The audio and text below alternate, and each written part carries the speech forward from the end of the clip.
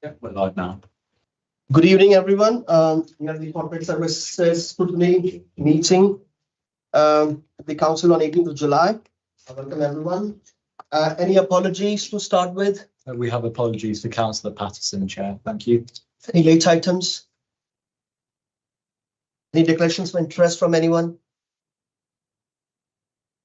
Could I have a proposal for the minutes of the meeting held on 7th of March 2024 and the seconded?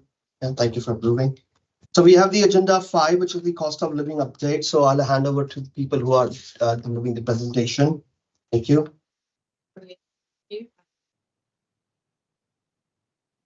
So just to possibly introduce ourselves, just for benefit of anybody who's tuning in, obviously, on this exciting evening.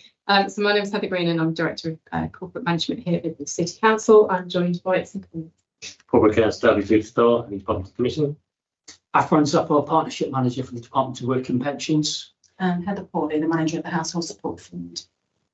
Excellent, thank you very much. So what we're going to do is just take you through, I guess, the journey that we've been on from a cost of living point of view. It has been a really partnership-led approach. The fact that I have partners here, sitting alongside the council, I think is testament to the collaborative work that has taken place from a cost of living point of view. Back a couple of years ago, when cost of living issues really started to surface in the world post-COVID, we took it really seriously. We developed a cost of living strategy. We really tried to make the best use of targeted grants as much as possible to support that. Ultimately, I think our key message is there is still a very challenging picture out there. A lot of the interventions that we've done are quite short-term in nature. Ultimately, what we want to do, and as we articulate, as a city through our partnership priorities, is we want to drive resilience. We want to build resilience at an individual, and at a community level, and that's ultimately what we're looking to do. So, just moving on. As I said, from a cost of living point of view, we have taken a really kind of collaborative approach. I'd say in the first instance, Food for Thought, Derby Homes, Community Action Derby, DWP, really instrumental. We have also worked with other partners, so for example, health, and other partners in the community and voluntary sector. We formed a working group that's really kind of developed the strategy. And we've also worked in partnership with the Poverty Commission as well, which we will pick up. But ultimately, I think it has been a journey. It wasn't always totally clear. I think what interventions we should take, and also, to be fair, where some of the money was going to come for some of this. But actually, I feel like we have been innovative in the way that we have approached it. So just to kind of illustrate that journey. So back in 2022, we really tried to kind of use the data to inform our strategy. We know we have high levels of deprivation. I guess what was interesting about cost of living was that actually we started to see people struggling in perhaps new areas of the city. It was actually affecting different households, those of working age, kind of more elderly populations as well. So I guess what we needed to do was use the data to try and inform that. Working again very collaboratively, what we did was we deployed our household support fund towards warm welcome hubs, and actually they have been quite a really important network. Building very much on the work that took place during COVID, that kind of community hub type approach. Welcome hubs, I've got some figures later in terms of actually the impact that they've had and actually how they have supported people across the city. Really, as we went forward, we did try and kind of make use of funding, so whether it be the holiday activity fund, so for example, that supported kind of a number of children through summer holidays in terms of activities that they get hold of, and of course the household support fund, which I have to talk about later, has been really instrumental. We have tried to kind of evidence our impact. We do have a cost of living dashboard that we review regularly, and have a range of indicators across that to just try and help inform, I guess, the approach that we take.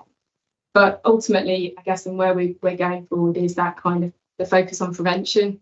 Ideally, we need to get poverty levels down. We don't want to be treating symptoms, which is kind of a thing where we currently. So, what's the cost of living strategy delivered over the last couple of years? To be honest, this I was going to say request from the Scrutiny Board was very timely, because we have actually just undertaken a review of the cost of living strategy in the action plan. We did a kind of a reflection session in terms of, I think what we'd achieved, but also some of the sort of the barriers, the opportunities that still exist. But I mean, I think in terms of what we have delivered for Derby, there's been, I've mentioned the warm welcome hubs. There's been some really good work done through the Poverty Commission in terms of work on essentials. So trying to get essential goods out there, whether that be food, whether it be toiletries, some of the actual essentials that people are struggling to afford. So really across the board, there has been, I think, some really good work done, campaigns run. We've got the message out there about what support is available. All of that kind of offer came together on the Community Action Derby website. And I think, there have been over 40,000 active users of that site, really just signposting people to support available. And obviously, not everybody has access to a website, so that kind of sort of digital means. So, we've also issued a lot of kind of printed versions out in particularly warm welcome hubs, just so that people can be signposted to information, whether that be support around mental health or debt, some of the associated issues that we're seeing linked to. Just in terms of some of the, I guess, the indicators we've looked at on the dashboard, you can kind of see, because when we've tried to look at it kind of more holistically, so ultimately, around growth, around jobs, housing, some of the conditions that actually will support getting people out of poverty. Through some of the work that we've done, we've improved housing standards, we've supported businesses. And again, we kind of, sort of recognised that in terms of the council's annual report, but will be coming to cabinet in August. We have also supported considerable amounts of children. In terms of, you can see there, so nearly 15,000 children were supported, and over 1 million meals were given to children during the holiday period. So again, that is a really, really significant amount of support for families that actually probably wouldn't have that otherwise. I know Paul's going to talk about the fantastic work that Food for Thought have done as well, in terms of that, just access to food, that's been really essential. I would also point to, we also created over 670 jobs, and tried to, I mentioned the sort of the work on essentials, things like school uniform and coats. That's been done in a real, partnership-led approach. One recent success that I do really think is worth highlighting is we have kind of used the data in a really good way to actually identify over 500 families who were entitled to free school meals, but actually didn't have them.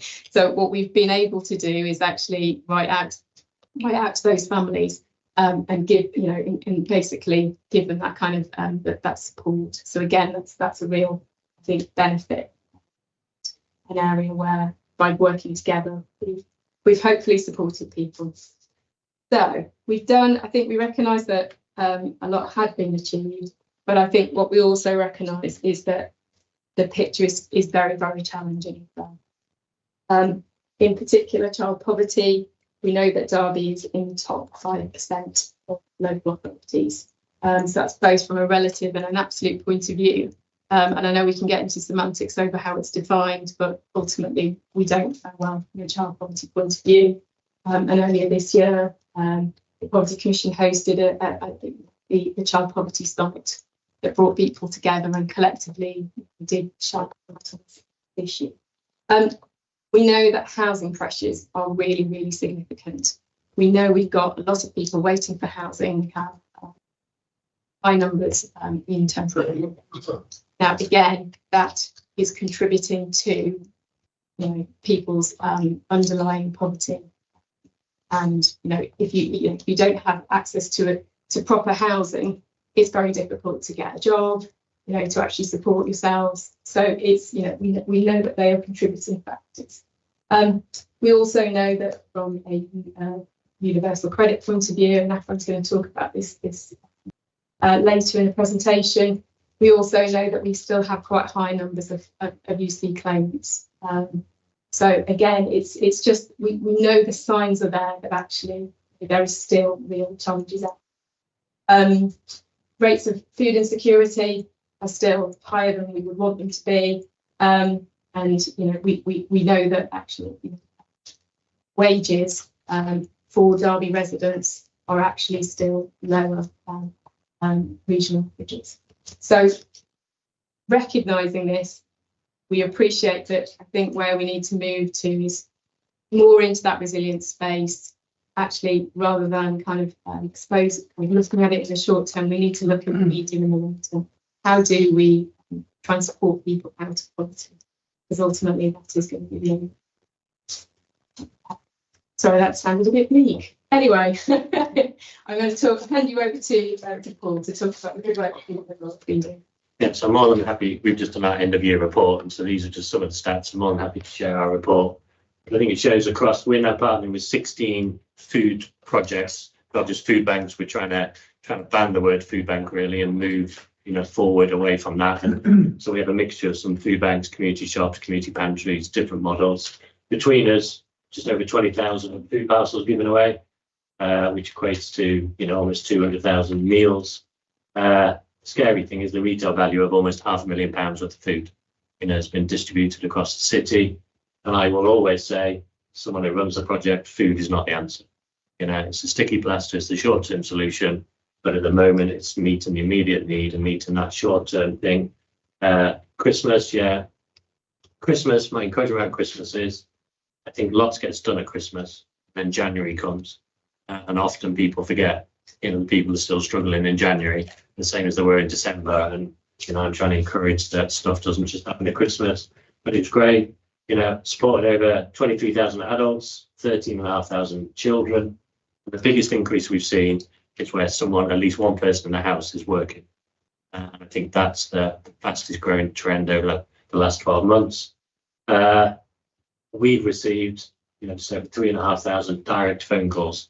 And that's the initial contact. That isn't when you're discussing the case with them again more than once or they come through again. That's just initial first time coming through. April this year, we've seen the highest number of new people asking for help than at any point since COVID.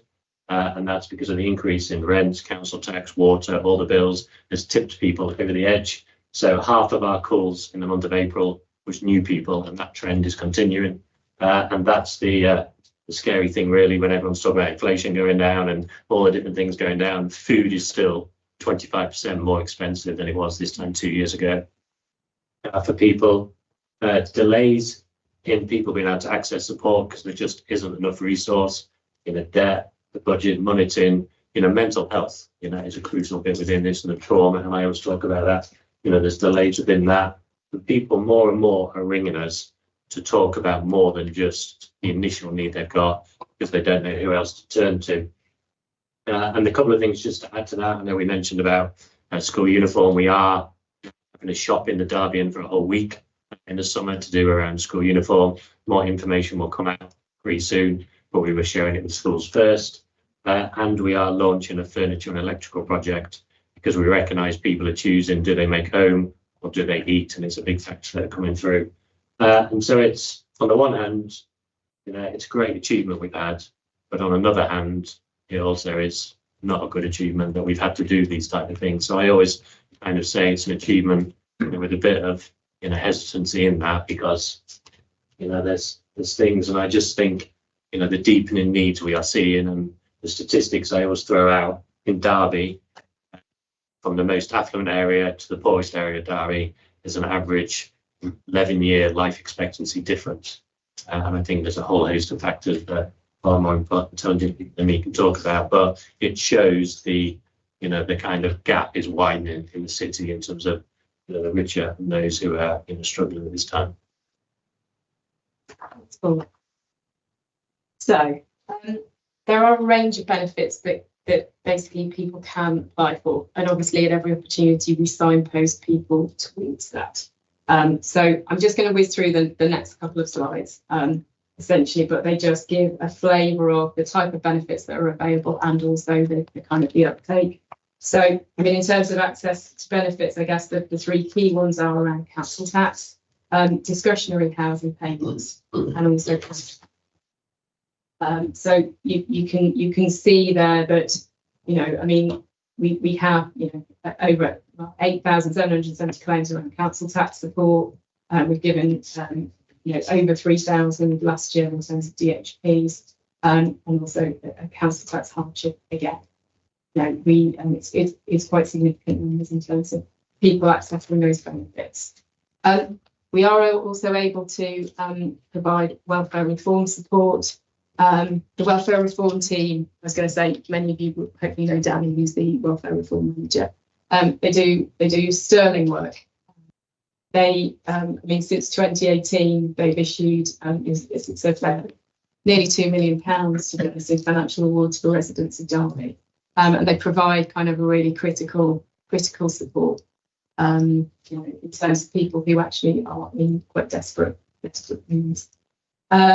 So that just gives a flavour of sort of, I think, some of the activity there and the pressures as well. So I mean, you'll see there that we've seen a 15% increase in the number of applications for hardship support, which again, you know, puts pressure on budgets essentially. And that's just, again, just elements of kind of, you know, I think how they are supporting. But I mean, again, I mean, for example, I mean, we've supplied over 130 households in crisis with things like essential items like beds, bedding, cooking appliances, microwaves. These are really basic things, but actually they can make a difference, you know, giving people access to, you know, being able to cook, you know, whether it be an air fryer or a microwave, you know, actually can make the difference, you know, so they then aren't needing, you know, access to a food bank. So, you know, it's a really critical team, and they do some great work. But inevitably, there's never enough, I think, resource to meet demand. So I will hand over to Ashley at this point. Thank you. To put things into context, I want to give a quick concentrated overview of the service on the job centre, and that better explains what we're doing in Derby and the why. So very brief, if somebody claims universal credit, come into a job centre and they get a work coach, depending on their circumstances, there's then requirements for them to continue to receive universal credit, which is really person-centric and it's based on their ability, and the goal is to get work for those who can. Our work coaches have caseloads of 150 to 200 people, and they aim to work with people on a fortnightly basis, depending on their circumstances and where they are.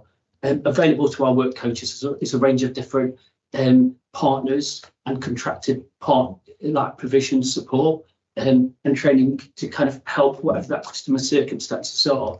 And we've got additional time that we spend with people which are more likely to be long-term unemployed. So that's people which are 50 plus, our young people, and people on a health journey. So that gives a brief overview of what we're delivering within the job centre itself. But of course, we recognise not everybody is going to want to come into a job centre or finds it really easy to kind of access our support within the job centre. So we're now continuing to do stuff within the community, and we've continued to grow that.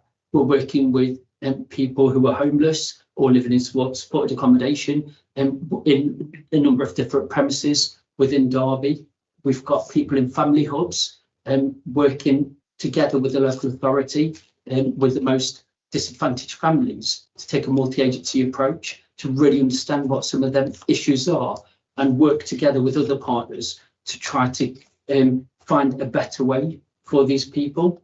We've started to work with probation, recognising that there's changes to their funding. So in the past, they was able to procure employment support for people, but that funding's now been pulled. We're now based in probation, so from day one, we can work with people on probation to really understand what their needs are and get them the right support.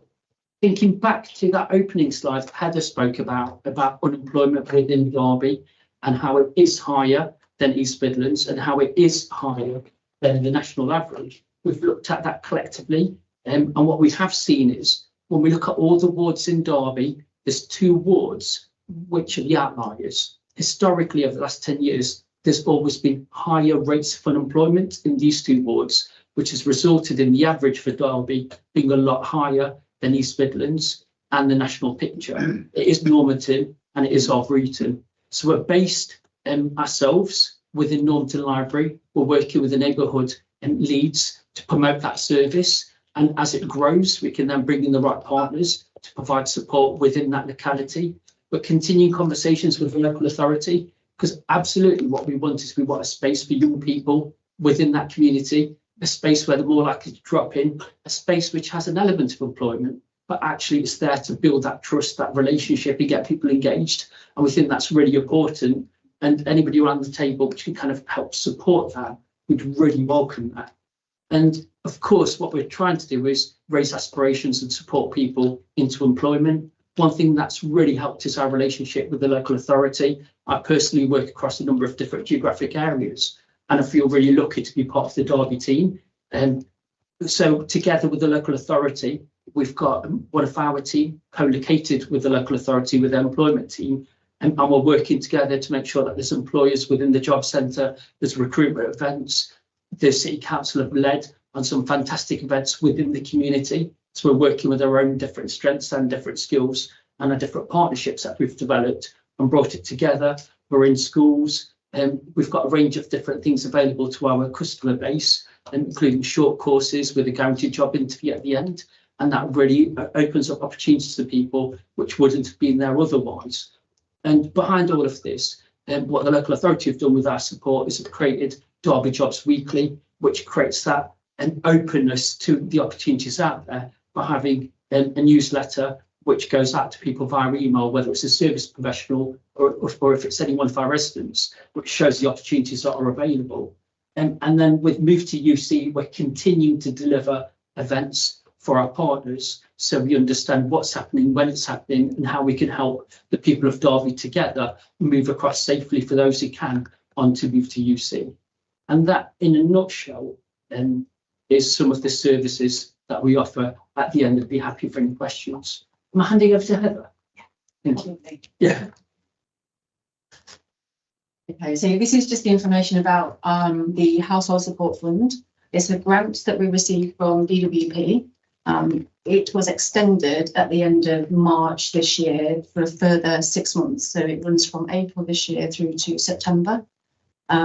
We received 2.2 million for the 6 months, which is half of what we received last year. So it was the same level of funding, but just for 6 months.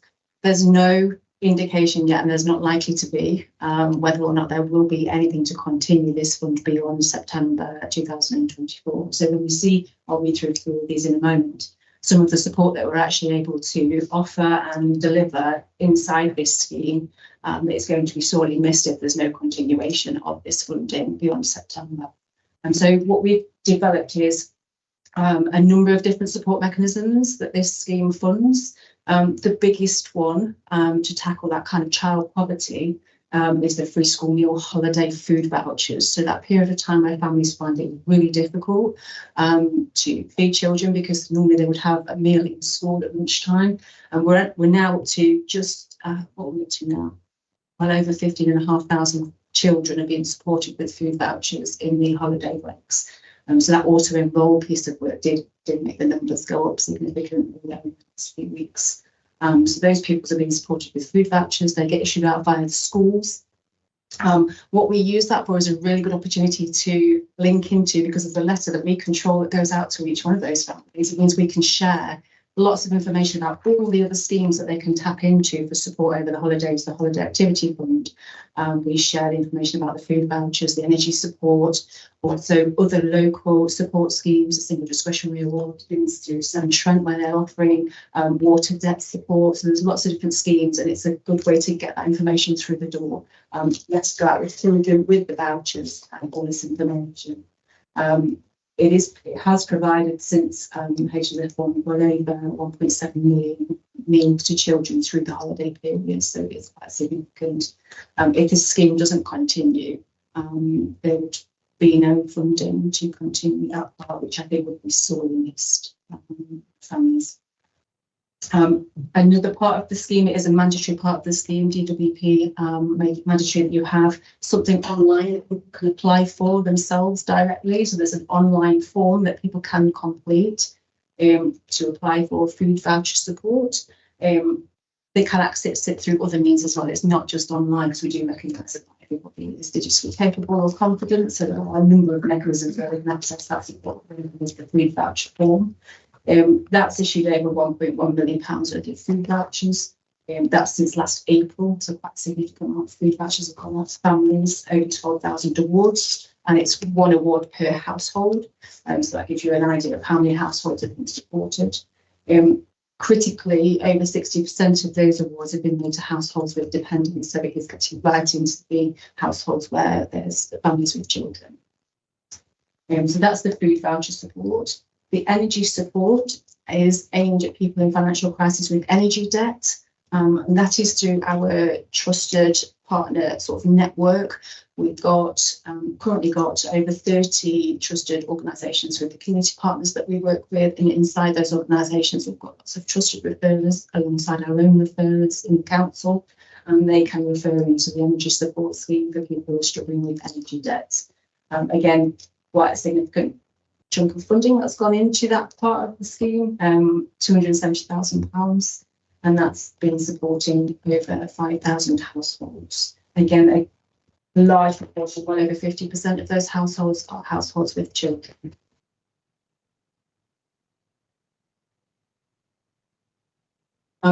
We piloted towards the end of the last household grant, sort of February time, some funding towards essential items. And the idea behind that was, if we can provide households with essential items that might help them reduce energy debt, so things like energy saving light bulbs, things that might keep one room of the house warm so they don't have to heat the whole house, things like maybe curtains or draft excluders or heat pads or hot water bottles or warm clothing, warm bedding. So anything like that that might support a household to reduce their bills, also keep one room in the household warm. That was really well received. The feedback we got from customers through the welfare reform team in particular was very, very positive. So we've extended that this year. We've put additional funding into that, and we're working in partnership with CAD and Food for Thought, who are also issuing those items out to more households. So we've got that, and that's been extended this year. The warm welcome hubs are absolutely critical. These are our community partners. Without them, we wouldn't reach the amount of people that we reach. We simply wouldn't be able to. They're in all of the wards across the city, in particular in those wards that Afran just mentioned, which is where we know there's the higher levels of unemployment and poverty. We've got hubs where we've got bilingual support in those hubs, so that we know that we can try and support people where English is not the first language. And those hubs provide not only a warm welcome, but they provide food, drink, and also signposts. So that's another place where we can share all of the lovely signposting, that information, and they can get it out to people who are walking through the door. They've supported well over 63,000 people now since April last year. Quite a few of those children, over 7,000 of those children. So it's quite an important piece of the work that we do. And then we are trying to do some wider support. So there's no funding with this, but because I work for the Adult Learning Service as well, we're trying to look at additionality. What else can we do? So we've got extra support in the cafe for people who perhaps aren't as confident digitally, so they can come in and get some support to apply for the support with the help of one of our team. But we're also looking at lots of different training classes. What can we do? So we've got other grants that Heather mentioned earlier. We've got mass multiplier grants and various other ones that we've got, where we can put classes and training on to help people with things like cooking on a budget, shopping on a budget, money and numbers, managing finance. So we're trying to help people, signposting them into classes, training, opportunities to develop their skills and knowledge to manage their own finances and manage their finance. So that's just something extra that I do on the bottom. There's no funding in that. It's just we're already working with the Adult Learning Service, and we can do that also. And that's the house use food. So hopefully that presentation has kind of given you a flavour of the range of support that is currently available. I mentioned at the start that very much what we're looking to do is build resilience. That is you know, I think where we need to move going forward. The only way we're going to do that is by working with communities. It's not for agencies to you know, I think to kind of set the strategy here, it very much needs to be community led. I know you have a presentation coming up, you know, around voluntary community sector. And, you know, I think we just recognise how important that is. But I think there are certain elements that actually we've already got in place where we are starting to kind of, you know, develop that overall strategy around resilience. First of all, it's building strong, trusted relationships. It's you know, giving the community voice to actually help inform the solutions that tackle some of the really deep-seated issues of poverty. And the Derby Health Inequalities Partnership has done some great work here. Obviously, looking at it from a health perspective, but you know, that kind of model works well, and actually we could apply that wider. The alliances that are in place, so for example, the Faith and Youth Alliances, it's working with those organisations and those representatives to again, I think, inform the approach that we develop.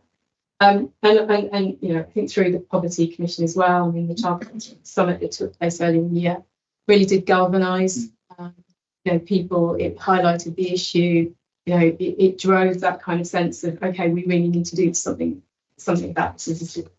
And as part of that, you know, we feel the overall approach is to look to develop an anti-poverty strategy, and that's what we've started to do. So. Over the sort of the next few months, I mean, it's looking at kind of all aspects of poverty, whether that be kind of financial inclusion, you know, digital poverty, you know, kind of, you know, looking at housing. It's that full range really, having that kind of holistic approach across the city, you know, with all partners also.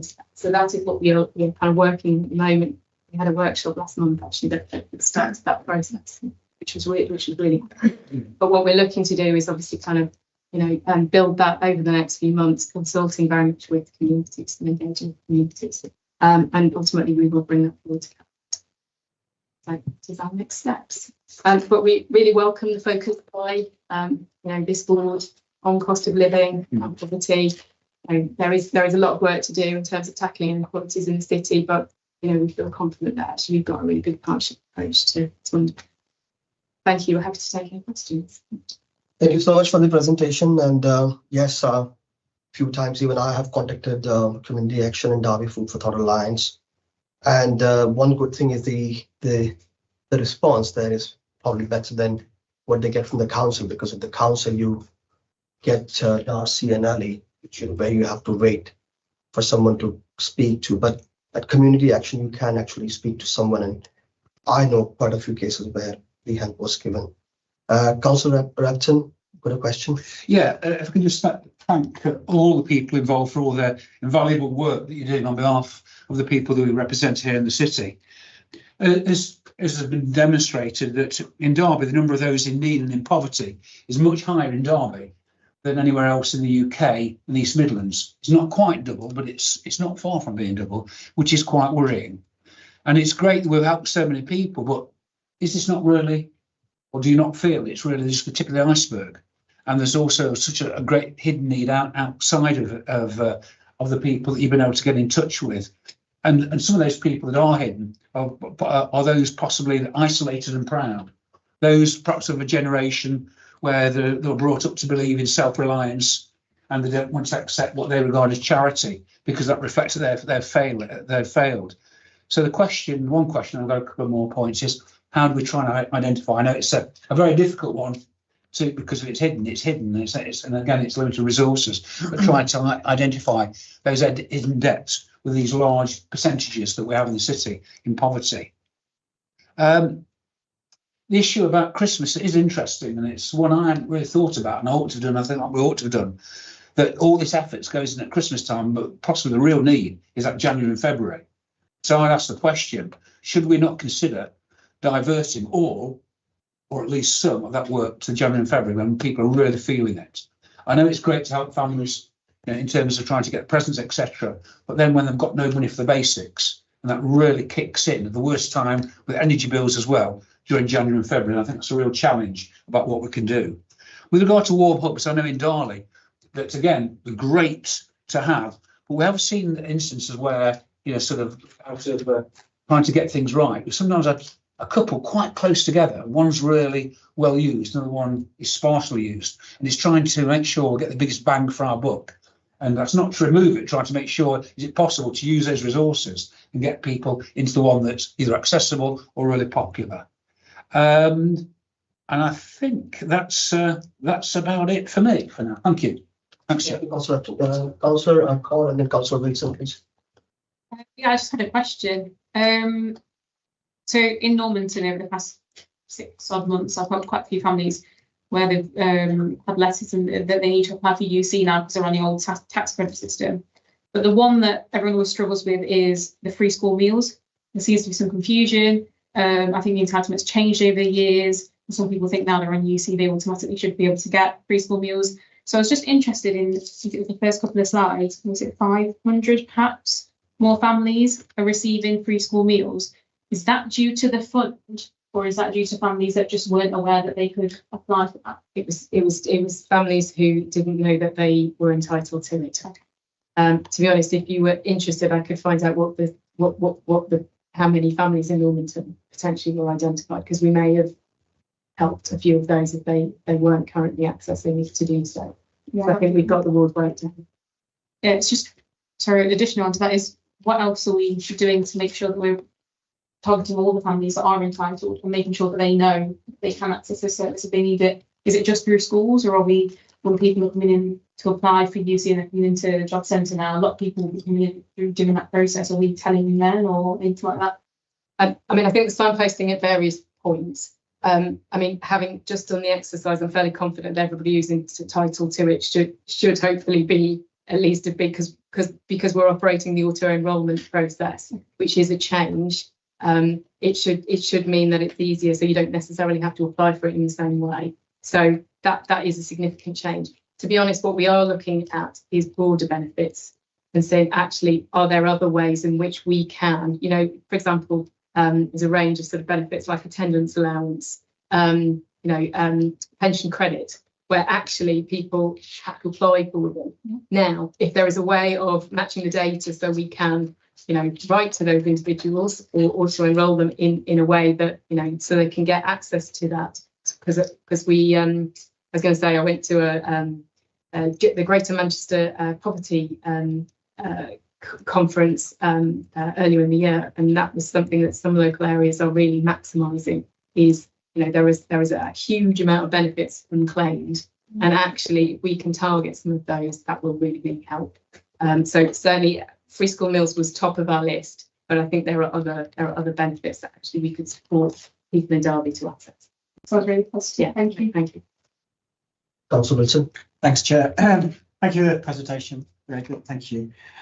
Just got a couple of questions. Heather, you talked about the data. Yes. Sort of the quality of the data. What kind of data? You know, how did you sort of measure that you were getting correct data? The quality of the data was good. Obviously, Paul, you mentioned about school uniforms. Obviously, the thing that the new government has mentioned about limiting branding, haven't they? I don't know, do you think that's going to help at all or make a difference? Afran, in terms of Northampton, is it a particular age bracket that's more effective than other, or is it across the board? Across the board, Okay. If we can start with young people, in addition to the stuff we're dealing with in the library, I think we could hopefully start. And it's just that community space, I think, will make a big difference. And the household support fund, with the money that's been allocated, have we had to give any money back to the government? It's all been retained. It's paid retrospectively, so Right, we okay. pay for what we used. We used all of it last year, and we intend to do this. Okay. And I know recently, because I read sort of stuff in the LGA, but I know there was a recent survey that they sent out to all councils. Did we take part in that survey? We did. We did. Fine. And would that, I don't know, have you got, would you be able to send me those responses if that's possible? Just to see what ours were compared to what sort of, Sorry, if I can just chip in, we have done significant lobbying around the household support fund, to be honest, just because we've got some very good stats in terms of the impact and the support that it's had. And obviously it'll be a decision for the new government in terms of how it goes forward. But we have certainly lobbied to try and keep some sort of fund. I think just down to your school uniform one, I think the branded school uniform has been an issue for a while. Academies, there's an issue there, and something Derby we've been trying to challenge locally about that. But I think in general, I think we helped just over 600 people last year. We're probably expecting children-wise potentially 1,000 this year will come needing support. And I think it's that nature of the school uniform in general can be quite expensive. So kids grow all the time, so it's that choosing to buy or to feed and just the added pressure it brings. I think it will help the branded side of it. It certainly won't deal with the issue. So I got a few questions as well. Yeah. Just back on the data quality one. Sorry, your first one, which you start to go through. I mean, I think ultimately, in many ways, we're using sort of nationally available data. So, for example, deprivation. Afram was talking about the targeting of wards in the city. That is the approach that we've tried to take with the warm welcome hubs. And it's about using some nationally available data as well as some locally available data. I would say around cost of living is over the last couple of years. I think the quality of data has probably improved for some of the kind of local areas that we monitor, but only because we've kind of shone a light on it. And I think it's probably helped us, get a richer picture around actually what is happening. I think there's probably still more to do. because obviously there's always outliers, isn't there, where people fall out of that. Indeed, Trying yeah. to capture those. Yeah. Thank you. Yeah, I have a few questions. So you said like 1 in 3 kids do not have access to warm coats. That's what it meant. 1 in 3 kids do not have warm coats. What was this? What was it? Yeah, I read that. I know what you're saying, Graham. 1 in 3 children in every class won't have a warm coat this winter. So that's one of the poster you have put in your slides. Yes. Who has come to this assertion and how? And is it just for Derby or is it nationwide? Really good question, and I don't know the answer unless anybody else does. So I might need to, because obviously that was something that we used from a communications point of view. I have a feeling it's come from some national. That's a very high number. Yeah. That's a very high It is, number. That yeah, means it is. 30% of more than 30% of children in the UK, they don't have warm coat this winter. That even defies the poverty statistics in the UK. I was looking at the poverty statistics for the UK, and we only have 20% of population below poverty line. So this is a very high rate of Child poverty is about 35% nationally. As a city, if you look at it as Derby South, it is 47.6, and Derby North, it's so. How is it? So this is what puzzles me. How is it assert when the national rate of below poverty line is around 20%? So how is child poverty going higher than that rate? I think it's we could spend all night doing this. I think the definitions that get used around absolute and relative, my personal view is whether it's absolute or relative, you're in poverty. And I think it's around some of them, but the national figure around child poverty is 35% nationally, children living in poverty. So I think it's that's where when you look at our cohort, 1 in 3 is 33%. So it kind of works around that relative figure. Okay, so I've had a few chats with you in the past as well. So, and we had the chat about you mentioned that we need to address the symptoms, and how is that being done then, addressing symptoms? Because a family can be accessing food bank week after week, despite of the fact that they are also accessing universal credit from the they are given all support from the government, but they can't manage budgets, so they are coming to you for food bank. How is that managed? Yeah, so the model that we run, obviously there's a few food banks that aren't members of ours. We run very much on a process of engagement. Are you accessing support to help try and tackle the root cause of what you're facing? And as long as people are, we'll support them. If people refuse to access support, then we will not give them food. That's been our policy for a few years now. That doesn't mean to say they won't then go to another project that's not with us, who will support them regardless. And I think it's a very complex area around child poverty has always been here. We've always had child poverty as a country. It's a relative issue and how it's measured. But I think there's clearly been factors that have accelerated that, far beyond certainly in the last 4 years, but it's been slowly growing, over a decade now. And I think it's about, budgeting. My background's youth work, worked in Allington back in the early 2000s. And budgeting is a huge issue that has been, again, an issue for a long time. I would say when people talk about debt advice, that doesn't include budgeting necessarily. And I think there's that longer term strategy that me and Heather and others have discussed, that we need to separate out budgeting advice and debt advice, because what is preventative, debt is the end goal, and we have to look at a strategy, but it's one of those areas we can't force people to access it. No, this is one area where you can't, you have to be very careful on what you would do. The last question from me was about the warm hubs, and as with everything you're using, it's all funding. So obviously you also have a duty to ensure that funding is not getting wasted. It's getting used judiciously. So with the warm hub, if, like Councillor Repton mentioned, that one of them is not getting used, and I think I can say the same for my area. I will not have the exact figures, but I do think one of the warm hubs, or maybe two of them, are not getting that kind of attendance or usage. So how would that be? Is there like a process in place to deal with that? Yeah, there was a review process done earlier in the year, wasn't there? I think particularly because we were very uncertain around the household support fund and whether that was going to continue. So at that point, there was a review done of kind of usage. So is the usage, sorry to interrupt, is the usage so like someone has to sign it? How is it ascertained that the warm hubs? Yeah, each of them, they do provide community action. Just sign. Yeah, of activity. Yeah.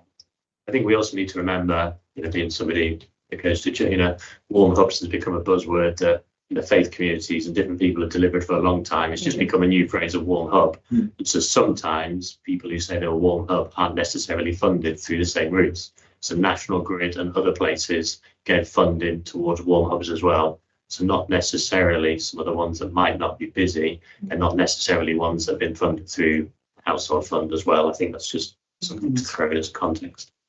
Thank you very much. Councillor, thanks, Chair. Well, I've got a quick question. I was talking to a parent saying mine were a little over, going back to the issue regarding school uniforms. A lot of parents are already worried now because 6 weeks will soon be around, and it's always a very expensive time of year for parents because obviously they've got to keep their kids out in uniforms. And you hit a very valid point. The logos that you have to wear in distinctive schools. A lot of people saying, the parents are saying to me that they're paying a lot more just to have that logo on a replica jumper that could be probably a third of the price. And the question asked is, what can we do in order to help them? Because it's a difference of an extra uniform without the logo than having a uniform with a logo. And, is there a real significance that kids got to walk into school with a jumper on that says Little River School? Or does it actually matter for a kid that as long as they're in attendance in school, benefiting from the school that they're supposed to be in, and having to wear a uniform or a blazer that's extortionate in prices? And a lot of parents do feel that, especially when they've got 3-4 kids attending 1 or 2 different schools, it's extortionate. They just haven't got the affordability to do that. So what can we do to kind of get around that? Obviously, there's the national thing I announced yesterday that's been looked at, and I don't know what the limit is. I've not looked in detail, but I think locally, as I said, we've been talking. I think my encouragement is, for anyone that has any form of influence, is to challenge academies and the schools that do charge, because when I went to school, you could embroider it on yourself, couldn't you? Now it has to be only bought from one shop. And I think we have to locally, challenge all schools that do this. That even, I think, like I said, I don't know what the detail is about how many branded pieces there isn't, but it's still going to be a challenge. And so I think we have to keep the pressure on any school that does have branded uniforms, but what is their process to help people that are structured internally? Because I don't think each school will do it individually. I think there needs to be that school sign up to a corporate city response. It's, I mean, you've got that one shop on, is it Badminton Lane, that are extortion price. You can buy the same replica jump from Asda, George, is probably about £3 a jumper. Some schools you can only order online. Yeah. Would you like to make a recommendation for this thing? I would want to put recommendations because I think people need help. You know, it's difficult. I said, especially the cost of living. And again, a lot of the schools' academies say, well, you've got a choice. You either dress your kids up in how our school policies, or we're not going to allow your kids to school. And I find that a bit unfair because people are generally struggling to get their kids to dress up in a certain way when you can kit a kid out for next to nothing. I mean, that one on Badminton Lane, I've actually been there, spoken to it a couple of times. He's like, well, nobody else is complaining because they've got no choice. And that basically is sticking two fingers up at vulnerable parents who are struggling. So I'd like to put there has been a couple of conversations Wednesday with, a corporate challenge to a couple of the schools specifically around their uniform, and they are looking to respond. But I think there is a need for citywide. I would like to put a recommendation in citywide because this is an issue, not just in my wood. And I think in every single schoolroom and the schools across the whole city, whether it be infant school, nursery schools, because a lot of junior schools have adopted that policy where you've got to wear a dress code, which I understand that. But it's a difference between having a badge here and not having a badge here, which is the difference of spending 75% more on your kids. Let's be honest, kids go through clothes like nobody's business. Councillor Upton, you got a question? Yeah, I'll just refer to the King's speech, which came out yesterday, and Labour's commitment to tackle this head on. And Bridget Phillipson, Labour's shadow education spokesman, said costs have rocketed with uniform prices for secondary school pupils increasing by a quarter in the last 3 years alone. Branded items are driving price rises, which are making children poorer, not smarter. Labour will toughen the rules to limit the number of branded items of uniform or PE kit which can be required. So I would refer us all back to the King's speech because there is positive recommendations in there, which I think will help. Thank you. Thank you, Chair. So much. Thank you all. If you want to carry on, then you can, and we can move on to the next one. Sorry, Councillor Evans, sorry. Yeah. Thank you. Sorry. Thank you for the presentation. It's good to see coordinated work between all the different parties, DWP, etc. We know there's a massive problem, and you've highlighted it clearly here today. There's some reassuring work in there when you see there was 670 jobs created. And I noticed that you've said you're looking at resilience. And would that mean where you're trying to, where it's feasible and possible, where you can take people where they don't need to be in that situation, where they've got to have, whether it's universal credit or different handouts, where people can truly become independent. I suppose that's the long-term aim. I'd like to see that. Otherwise, we're just going to build a system that's self-perpetuating, and then more people will come in, and then more will come in, and then you become dependent on it. Absolutely. So nationally, in job centres, we're now starting to work with people already in work. We call it in work progression. Yeah. We're working with people to raise that aspiration, raise that skill level, Yeah. and support them to be financially free. And see, Bob, that is really important, and that activity's already started. Right now, it's on a voluntary basis. There was talk about it potentially being mandatory for people to do stuff.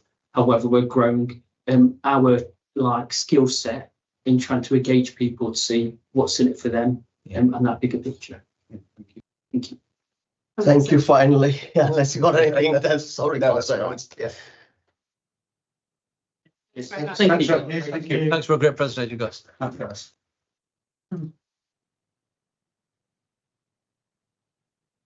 So next we have volunteering community sector engagement update. So I'm Simon Aitken, Head of Neighbourhood Services, and tonight I'm joined by the Service Manager for Neighbourhoods. Thank you. So, like you said, Chair, we've been asked to provide an update on community engagement and our work with the voluntary sector. As you can appreciate, these quite wide topics, and we've been asked to focus on two elements of that. So Neil and Sarah will take you through a presentation just outlining those two areas. Thank you, and thanks for the opportunity to talk to you. Our colleagues have stolen our thunder on some of the things that we were going to talk about that we've been working on, but we will continue unbowed. So I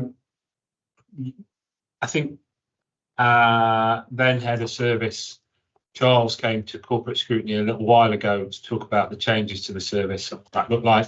So just there's some headlines to reflect on that. The newly, well, it's not newly now, but the neighbourhood service was tasked with championing change. And if you think about that, I guess that reflects the conversations that we've had earlier. So recognition that we need to do more with less, which would require new ways of working and thinking.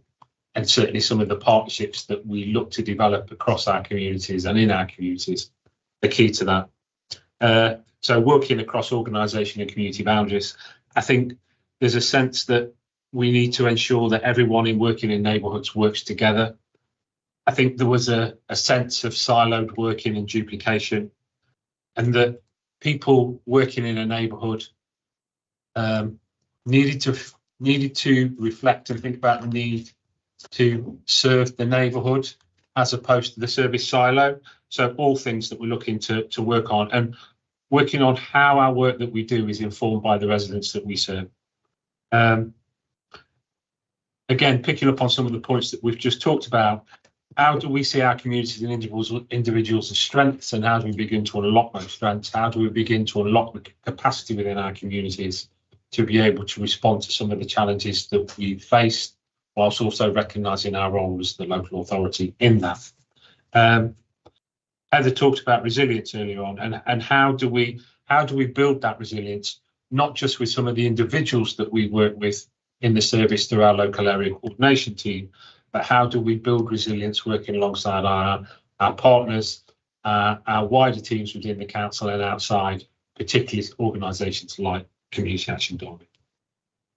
And how do we work together to identify the resources and recognise the collective skills that we have in our communities? We've got a lot of talented people in our communities. We've got a lot of skilled people. We've got a lot of passionate people. How do we connect and engage with those individuals so that we begin to add value to what already exists?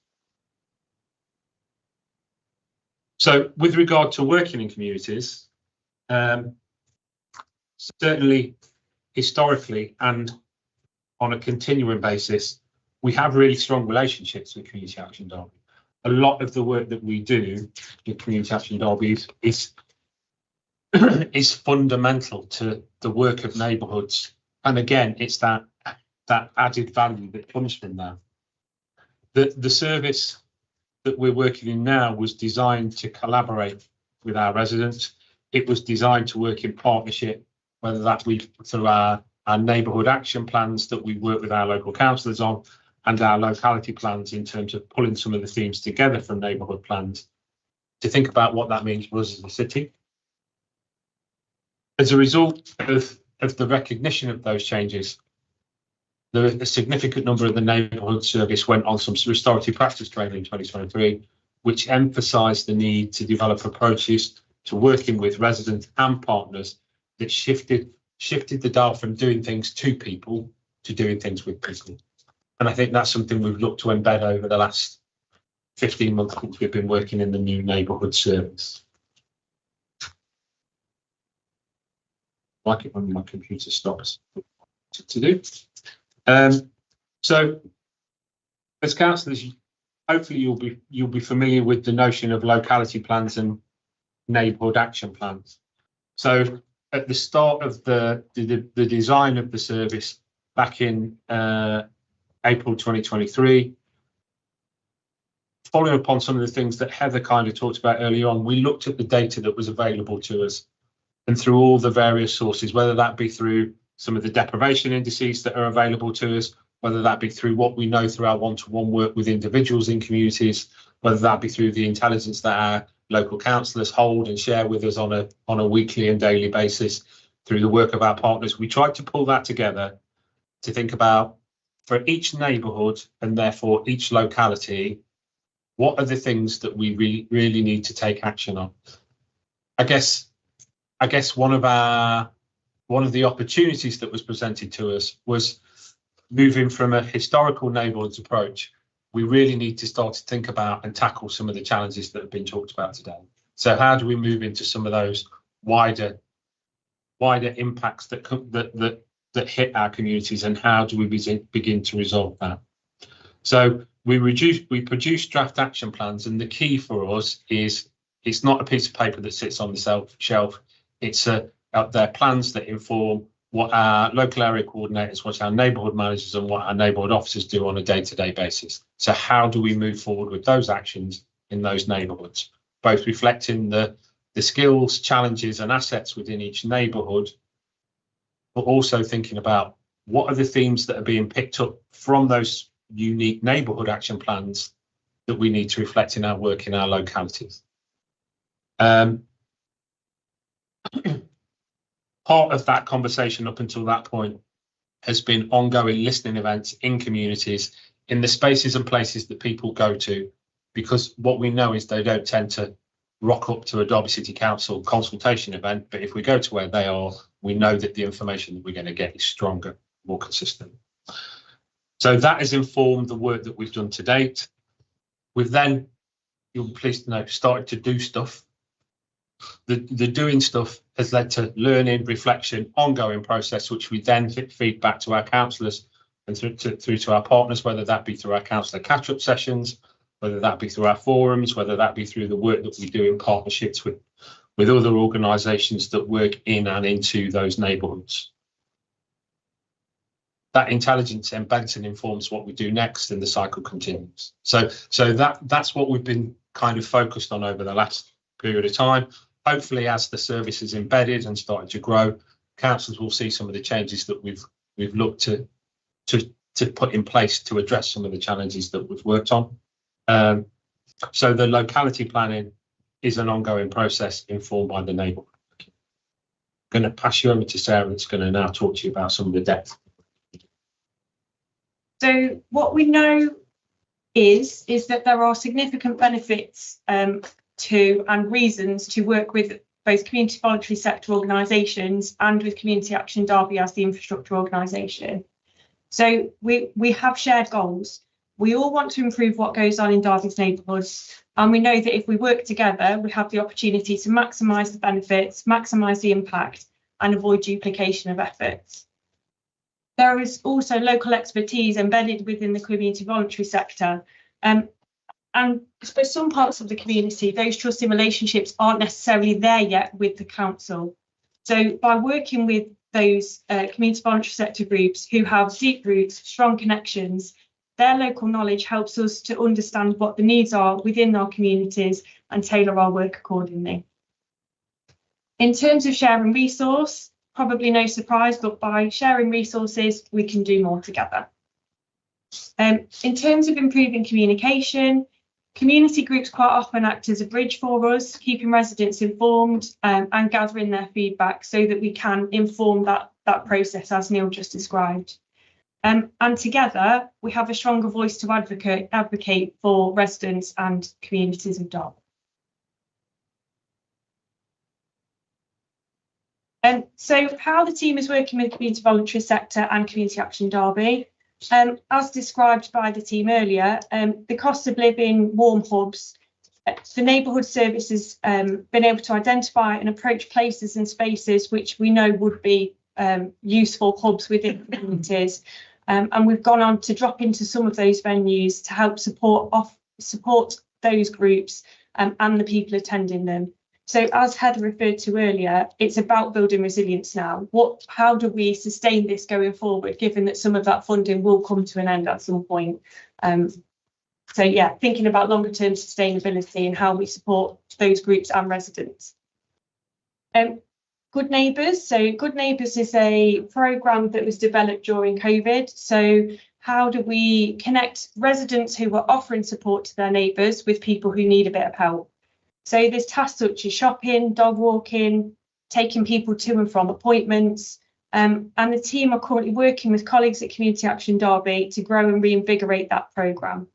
And obviously that sort of supports the wider objectives of the council in terms of reducing demand on services, because a lot of those people don't need a service, they need a neighbour who's going to support them with some of those sort of day-to-day things.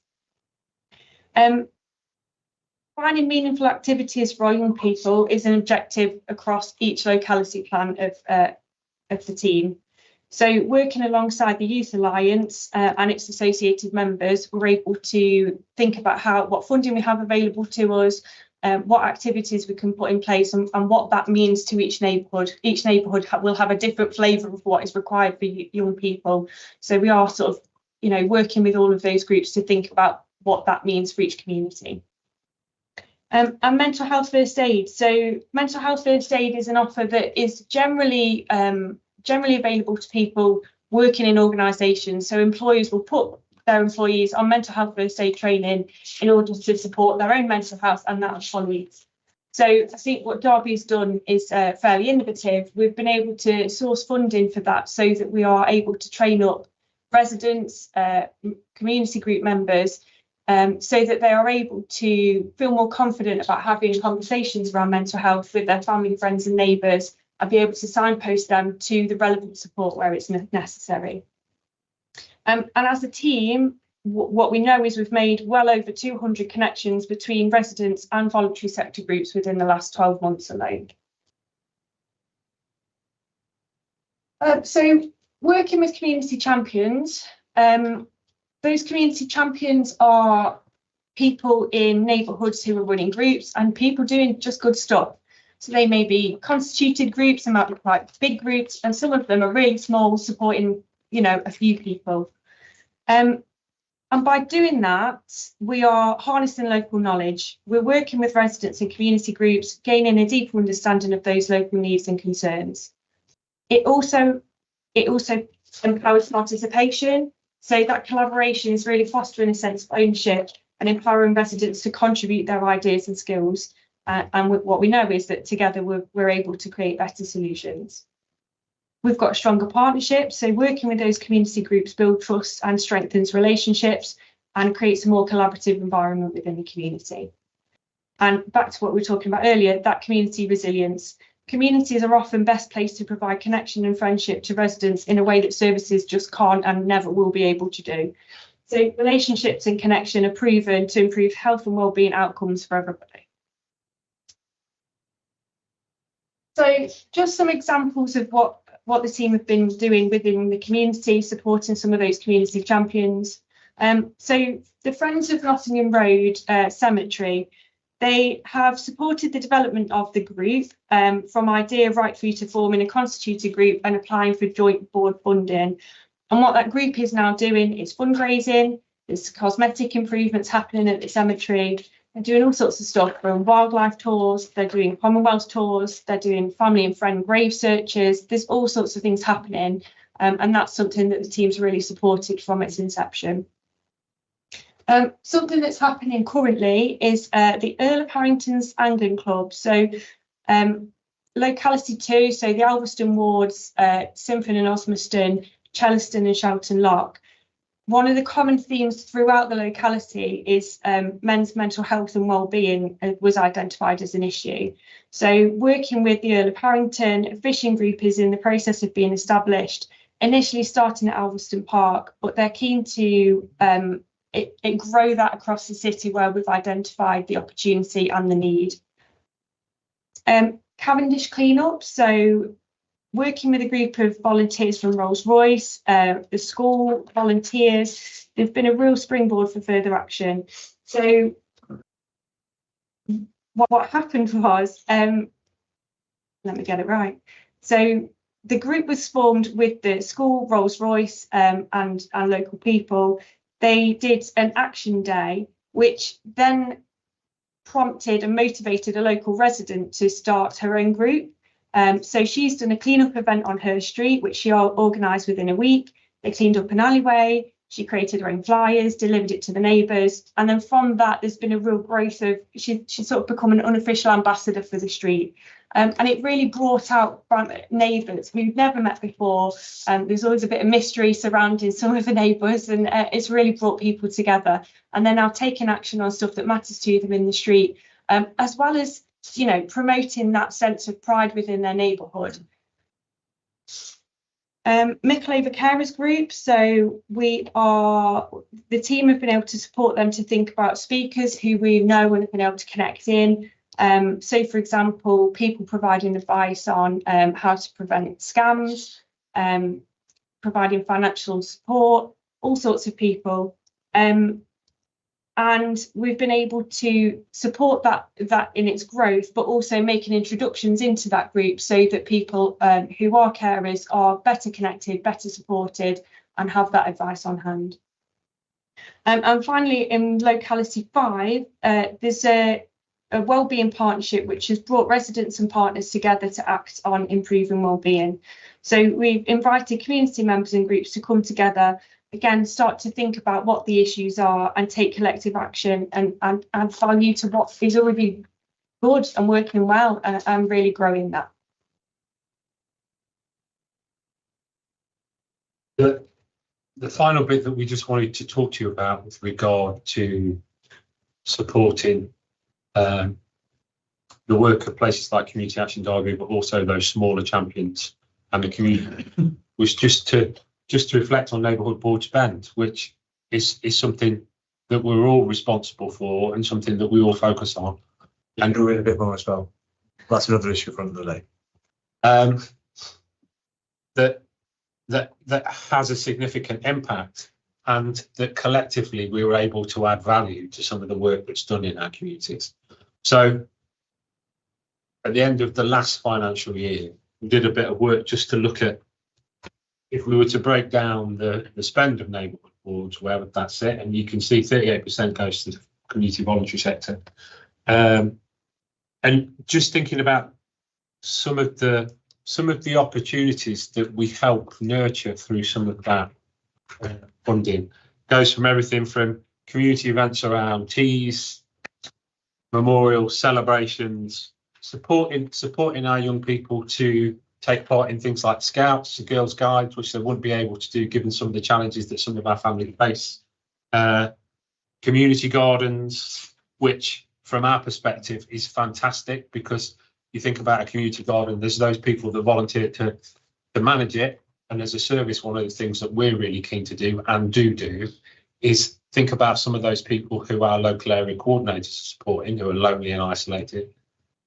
Those community gardens and those community events give us something to hang on to in terms of taking people to begin to build connection, relationships, which we know then leads to resilience. So I just thought it would be useful to reflect on the fact that in the space we're all doing stuff with regard to that kind of development and growth.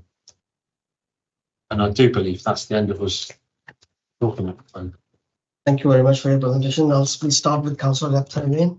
Yeah, with regard to the warm ups, I think it's the point I made earlier, just trying to avoid duplication to maximise the benefits for those who need and use them wherever we can. Hopefully we'll do that and report back to us. New ways of working, a real challenge for councillors and officers because it's a different way of working, and it needs mutual patience, trust and results, which are important. Talking about harnessing local knowledge, all groups and individuals essential, but the top of the pyramid, in my opinion, needs to be the councillors in the area, who should have a knowledge of all groups or most groups. And so they're an important tool, working with officers. But that always happens anyway. Sorry? That always happens anyway. Well, we're talking about new ways of working. So I think it's really important. If that's not already emphasised, to emphasise that, and certainly in all wars, that's important. With regard to the fishing group, lastly for me, and that's great. Many mental health problems benefit from this. I used to work in a community mental health team probably about 15 years ago now. And I can remember one of the groups that we had then was really successful with different people, and the difference it made to people's lives with serious mental health problems like schizophrenia and others was remarkable. Half tongue in cheek, half serious. Not just men, there'll be women as well who may benefit from it. Thank you, Chair. Councillor Atwan and then Councillor Wilson. Thank you. Thanks for a great presentation. We've got two of the best neighbourhood officers in this level, Danny Giles and Councillor Mumford, always on top of it. And like I said, I'm just picking up on a very valid point you made, bring the community together. A lot of people were very scared when all this due process came in. I really was, I thought, let's give it a go, and if it doesn't work, we'll get to plan B next. We've got a little park in our area, a little called Hannah's Fields. It was just a little park, and since we've all got involved, it's gone from a park where one or two people have come and have a little wander around. You go up there now, especially in the summer on a morning, there's probably 30, 40 people there having a coffee. Great. So it just goes to show by coming together, coordinating things, especially with your officers, and just thinking, well, let's give them the benefit of that, because they've obviously got plans and aspirations. And like you said, like touching what you said, Martin, It's down to us to put the initial, saying, right, this is what's needed. And again, then to work with the locality because, you know, they know what they're doing. That's why they're there. They're there to support us and vice versa. So from my personal experience, like I said, I've got two, I can't say enough about it. They're absolutely fantastic. And everything we've asked for, they've delivered. And we, in our ward, can honestly say we've gone from creating a hub to an even bigger hub. And it's only going to gain strength and strength from here onwards. So, you know, please relay my thanks to them, because without them, we couldn't have got this far, especially with Hansfield. Thank you. Nothing to answer. Head Councillor Wilson. Thanks, Chair, and thank you for the presentation. Just like to add on, because I've been to a couple of the Friends of the Nottingham Road group, and it's great and it's really good. Jamie has obviously had a lot of interaction and helped with that, so big thanks to Jamie for helping with that. And also, touched on community gardens. I think I know we'll give St Philip's some money towards their community, and that looks fantastic as well, the work that they've been doing there. I just wanted to sort of just quickly add about sort of, I think you touched upon about barriers sometimes that are between BCS and the council. Obviously, you've talked about reduction in budget can be a barrier in both the council and also the funding that the BCS are having. Do you see any other barriers that are happening in terms of sort of the way the council and the BCS work together? As in, do they have different priorities to the council, or do you pretty much work in tandem? I think we're pretty much working tandem at the moment, particularly if you think about the relationships that were forged during COVID. That I think that moved our working relationships to a different level. The close working relations we built with people like Paul and has really changed things. I think the challenge that we have is that as a local authority, we like to be able to count things. We like to be able to, communities don't work like that, and we're not commissioners and they're not providers. So supporting the community to work through some of those challenges when it comes to working with other bits of the system, whether that be health or the council, can sometimes be a challenge. But again, I think we're getting better at things like that, particularly if you think about somebody like Heather coming along in her role, who has a really good grasp on some of the cost of living stuff. So I think we're working through those challenges and barriers. But it's relationships, isn't it? Yeah. And I think part of our role, because we've sort of got a foot in two camps almost, is supporting our colleagues within the system to understand the relationship with those community and voluntary sector groups who, like I said, some of them are very small, but unconstituted groups who are just trying to do really good things for their neighbours, and to make sure that we're not using them as a service. We have to have a different relationship than that of a commission service. Anyone else? So I have a few questions as well. Thank you for the presentation. What I am a bit confused with is obviously I've been in council for 3 years. What has exactly changed? Because this is how neighbourhood board worked before as well. Funding, spending, and working with community groups. So what has exactly changed? Changed in terms of the original approach, the approach pre last year. I think what we've done is historically, as a council, we've tended to try and fix things for people. I think where it's appropriate, we still do that. But the emphasis that the team has been working on over the last 12 months is to understand how we support residents within that community, take a lead around more of the issues that they have the skills and relationships to do. If you think about a traditional approach to the work that we were doing, more often than not, the things that we would look at and focus on would be the things that would come out of the discussions within neighbourhood boards and forums. We're looking to widen that consultation. So we're picking up more opportunities, but also more challenges. Through the conversations that we're having in communities, through the groups that we didn't traditionally connect with or go to. But neighbourhood boards always work with community centres in Hollywood previously. There are some that they didn't. Well, that's it. So much dysfunction. Okay, so now they are functioning. Because a lot of the community groups you mentioned, to be honest, they could do the things they are doing even without the help of the neighbourhood board. So like all of, Harrington mentioned, Mickleover's carer group, they're there. They will be working without even the, so I am a bit I just wanted to understand what has changed. Yeah, obviously I can in our wards, few things I can see a little change, but if you think, I think the Earl of Harrington Angling Club is a great example. The Earl of Harrington Angling Club is a great organisation within the community, but they weren't connected or aware of the challenge that we had as a city around some of the men in the city struggling with their mental health. So our role is to connect that agenda to that group, to think about if that is something that they can support us with. And absolutely, that's a fantastic group that doesn't need us, but it wasn't aware of that challenge that they're now able to respond to, not just for locality too, but across the city. So it's widening those sort of things out. I can get Councillor Atward's point that some of them were dysfunctional before. Then but our group, the neighbourhood board we had in Mackworth and Morley in New Zealand, it worked before as well. I think only change what we have seen this year is the effectiveness of our PPO, public protection officer. So that has brought some difference in the area that I would mention. More or less, I see this is what has been happening before as well. But yeah, maybe like you said, it's gone maybe across the board in other boards. Yeah. I mean, I've got to admit, I see it slightly, but I've seen some big changes in the way that we operate, and I understand why. For example, if you would like to elaborate, like in Darling, what changed specifically in the working of the board?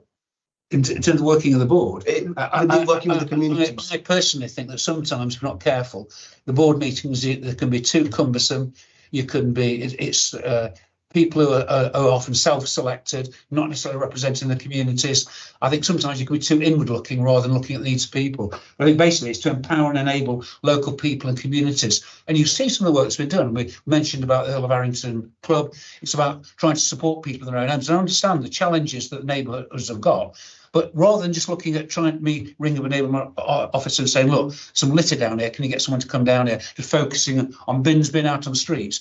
It's much wider, trying to support people, keep them in their own homes. So it has changed, and we understand the need. That's why I said it's about, for a number of us have been around a long time, it's about that patience as we go through that transition. I know you're fairly new, and so in Mackworth you're probably ahead of the game. I accept that. So I agree with what Councillor Repton is saying, and I will agree on that point that efficiency has increased. Our board officers, they've worked on how to remove like what you just mentioned, the non-necessary things. So that has worked in the approach. Sorry, Simon. Yes, I think one of the big changes as well is the creation of the locality plans. Yeah. So that's actually where the team are working with the communities, councillors, and actually doing things which matter to people in those areas. So if you look at the locality plans across the 5 areas, they're predominantly different, which shows you that we're not as a council saying this is what we want to do for you. We're saying what do you need from us, and we'll help facilitate that and make those connections. That's a massive change. So if you look at those plans, you'll be able to see the delivery of those goals for those communities. One of the other things that's happened is the bringing of the LACS service into neighbourhoods has enabled the LACS and the neighbourhood managers and officers to work in a more connected approach. Sorry, what's LACS? So the local area coordinators. So they've now come into the neighbourhood working, and that enables that connection between those two groups. So the local area coordinators are going out and working with people on a one-to-one basis. They've then got bigger connections through the neighbourhood team to foster those working relationships and connect people. So sorry, can I just add as well that the delivery of those neighbourhood plans, those locality plans, isn't just about neighbourhoods delivering on that. This is about an approach that's taken across the council, which all the teams and departments are buying into and are starting to take that approach and think about how they prioritise their workload and how we collectively coordinate our efforts so that we can focus on particular geographic areas and particular themes that really matter to people.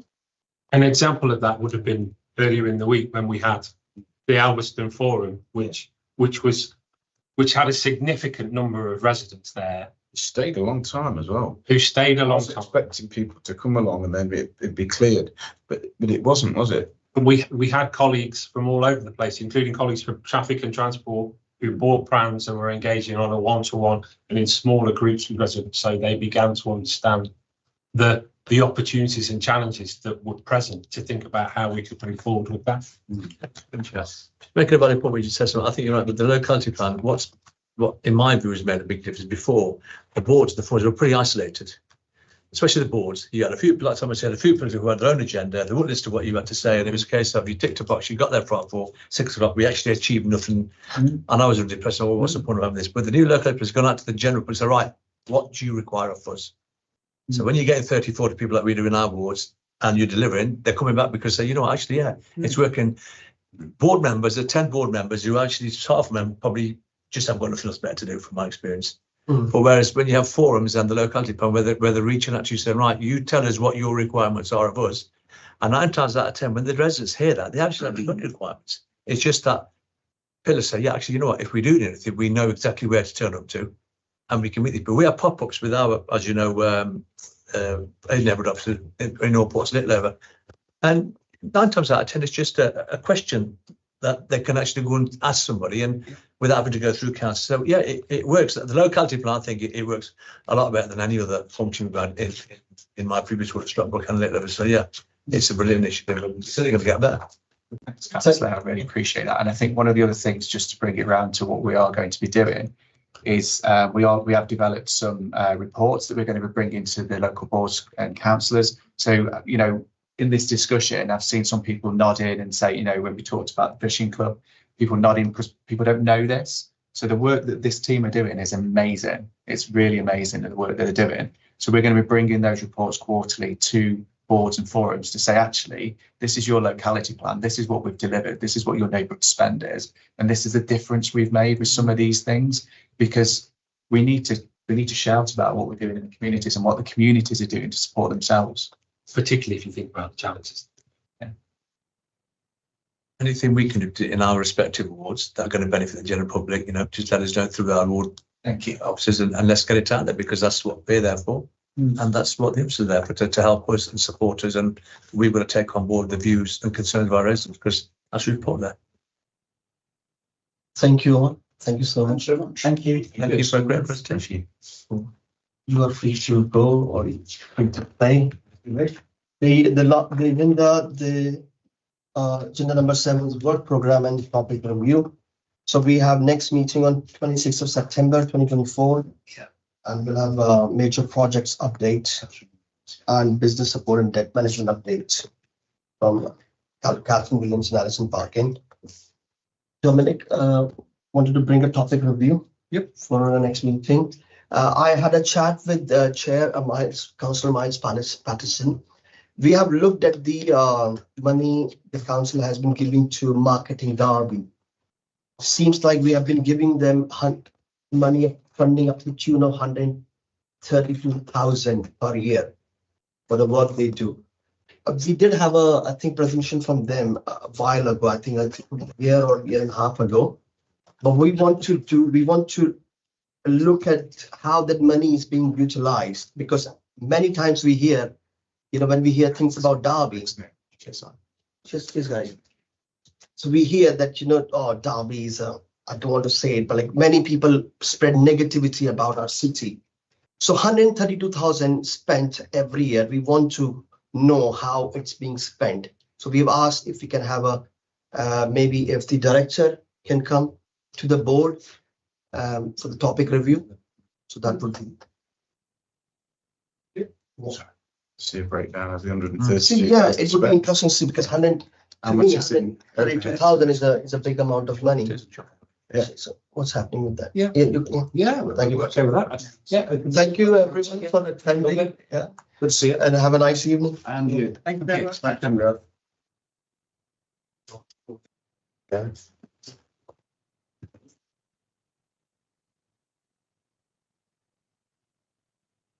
On to that, mate.